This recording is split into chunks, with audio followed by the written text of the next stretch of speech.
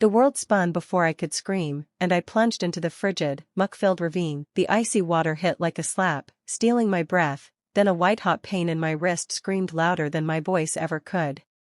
My fingers scrabbled at the slimy rocks, nails breaking as I fought to grip the edge. Above, on the desolate highway, Lucas stood, his silhouette sharp against the crimson-streaked dusk. My fiancé, the man I'd given my heart to, leaned casually against his truck, a sneer curling his lips. "You thought I'd settle for you, Emma? That I'd let you keep that vineyard?" His voice cut through the twilight like a shard of glass. "Thanks for the signature, darling. You just handed me a goldmine." His words didn't land at first. The vineyard, my mother's legacy, rows of vines where I'd run as a child, was gone. I'd signed it over, believing Lucas's honeyed lies about a partnership deal, that his name on the deed was a temporary fix for investor trust. I'd trusted him because love makes you foolish. But now, his cold, victorious stare stripped away the man I thought I knew. "Lucas, why?" My voice cracked, raw with shock. He chuckled, low and vicious. "Because you're too trusting, Emma. Because you thought promises meant something." He stepped closer to the ravine's edge, his shadow looming. "Stay there and rethink your choices." Then he turned, dusted his jacket, and sauntered off. His boots crunched on asphalt, followed by the roar of his truck fading into the night. Alone, soaked, and trembling, the betrayal hit harder than the cold. My wrist pulsed, but a fiercer fire ignited, fury. I clawed upward, jagged rocks biting my palms, pain shooting through my arm. I collapsed onto the road, gasping, a sob tearing free, not just pain, but the shattering of my world. Under a sky ablaze with fading stars, I pictured the vineyard, my mother's laughter, the scent of grapes in summer. I'd given it to a monster. Tears burned, but I blinked them away. Tears wouldn't save me.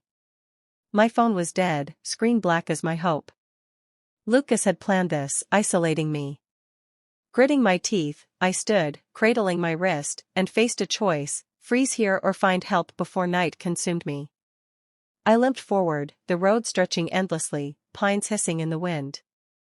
Each step was defiance. "You won't end me," I hissed into the dark, my voice a vow. A dim light flickered ahead, a lantern on a porch. My chest surged with hope.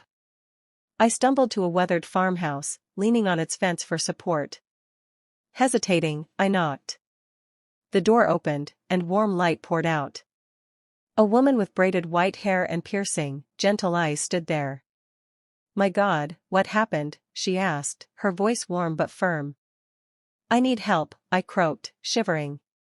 "My phone's gone." "My wrist." "Inside, now," she said, ushering me in. "I'm Ruth Carver."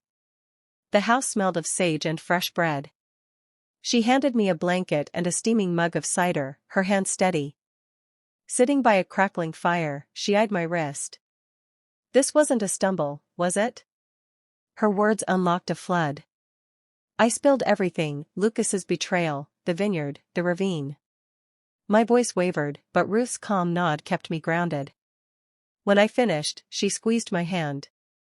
"You're safe here tonight, Emma. Tomorrow, we'll sort this out.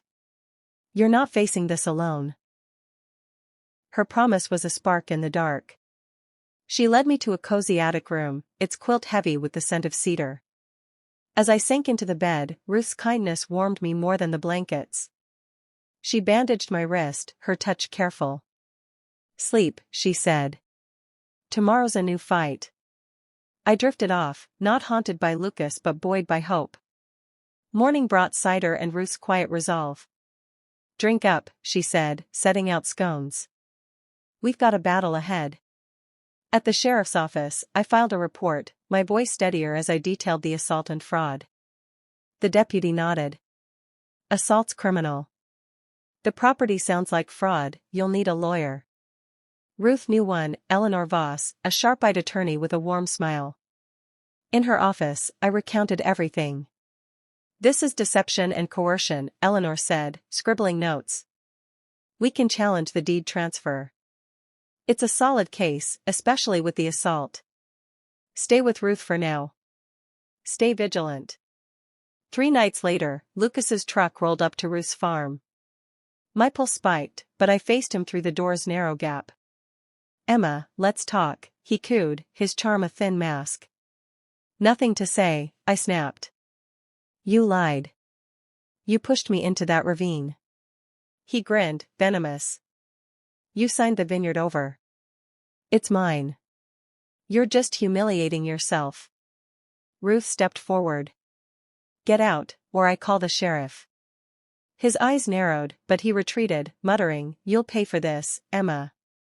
His truck peeled away, leaving dread in its wake. The sheriff logged his visit, urging a restraining order. I filed it, though it felt like a paper shield. Then a call came. "Emma, it's Caleb Wren," a shaky voice said. I knew Lucas. "You're not safe." We met at a roadside cafe, my eyes scanning for threats. Caleb, nervous and pale, confessed, "Lucas targeted you for the vineyard. He bragged about the scam after you got engaged, said he'd silence you if you fought back." My stomach churned. "Why speak now?" "Guilt," he said. "I'll testify if you need me." The next dawn, Eleanor called. "Lucas is listing the vineyard. He's showing it today." Rage flared. Ruth drove me to the vineyard, her hands tied on the wheel. There, Lucas stood with buyers, gesturing at the vines like they were his. I marched up. "This is my vineyard. You're not selling it." His smile twitched. "You gave it to me, Emma." "It was fraud," I said, voice steady. "The courts know. Sell it, and you're done." The buyers fled, uneasy. Lucas leaned close, hissing, "You'll regret this." I held his gaze. "No, Lucas. You will."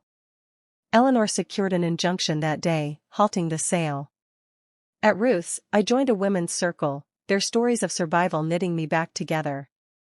I took a job teaching pottery at the town co-op, sketching plans for the vineyard's revival. One dusk, Caleb brought vine cuttings. "For your fields," he said.